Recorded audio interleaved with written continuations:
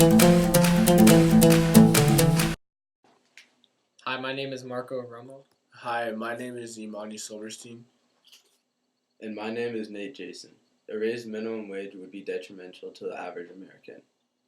Candidates should discuss the importance of keeping the federal minimum wage rather than increasing it because of the risks that small businesses will have to take in order to make up for the overall increasing spending. Due to the United States' already diminished economy, raising the minimum wage would throw the economy out of whack. Keeping it steady would benefit the majority. About the 5 facts on the minimum wage, and they say adjusted for inflation, the federal minimum wage peaked in 1968 at $8.54. That's in 2014 dollars.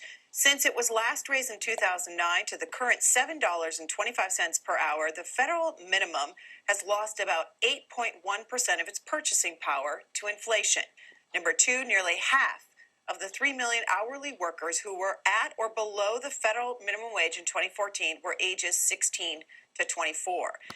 According to the Congressional Budget Office report, increasing the minimum wage from $7.25 to $10.10 per hour will only reduce the number of people in poverty by less than 1 million.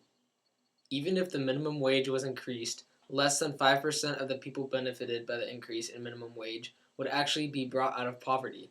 Organizations and companies that support raising the minimum wage ignore the enormous percentage of people that are slightly benefited by the raise but not brought out of poverty. According to the Federal Reserve Bank of Chicago, raising the minimum wage would decrease the amount of skilled employees because companies would no longer be able to afford them. Minimum wage jobs were intended as introductory jobs for young adults, not full-time jobs for adults providing for their families. Republican Speaker of the House Paul Ryan said, "The goal ought to be is to get people out of entry-level jobs into better jobs, better paying jobs." What he was trying to express was the idea that minimum wage doesn't need to go up in order to support Americans. Instead, Americans should aim to get better education and then better jobs that are higher paying. Americans should not rely on the government to pay them for a job that requires unskilled labor. Overall, an increase in the minimum wage will have a negative impact not only on small business owners, but the workers themselves. The Washington Times said, "We know from increases in minimum wage in the past that hundreds of thousands of low-income Americans have lost their jobs." Increasing the federal minimum wage could help some individuals, but it also leaves thousands of people unemployed. With this increase, companies can no longer afford to pay all their employees. This results in many workers getting fired. Raising the minimum wage will also cause a decrease in product quality and quantity. According to former Speaker of the House John Boehner, when you raise the cost of something, you get a lot less of it. What he was trying to say was that raising the minimum wage will result in less attention to product quality and high product prices by companies. This will in turn result in worsened economy because consumers will no longer want to buy the expensive and lessened quality product. The opposing point of view that raising the minimum wage will be beneficial to Americans and the economy is heavily supported. RaiseTheMinimumWage.com, a project of the National Employment Law Project, is one of their main advocates.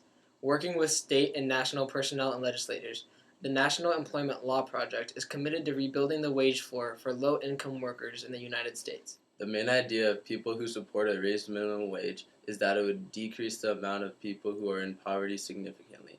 Even a raise in the minimum wage by a couple of dollars could make a huge difference in lives of millions of Americans.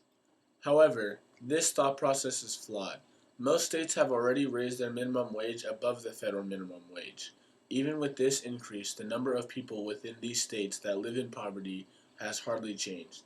Therefore, raising the minimum wage further would have no significant effect on the population. The cons of raising the minimum wage far outweigh the pros.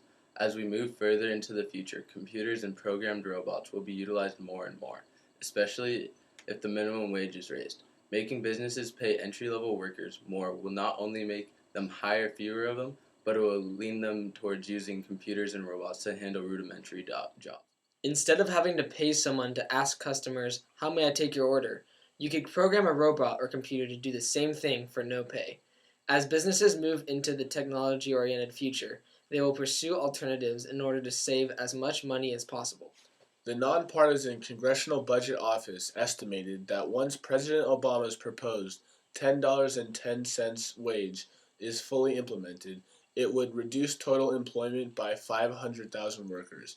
Who would want to pay someone $10.10 to file documents for a law firm when you could have a computer do the same thing for free? All in all, raising the minimum wage would be more detrimental than beneficial. Raising the minimum wage would drastically heighten the unemployment dilemma in the United States. It would also cause many small businesses to go out of business because they would no longer be able to afford paying their employees in products. Uneducated and low skilled workers should aim to get a better education to get paid more instead of relying on the government to support themselves.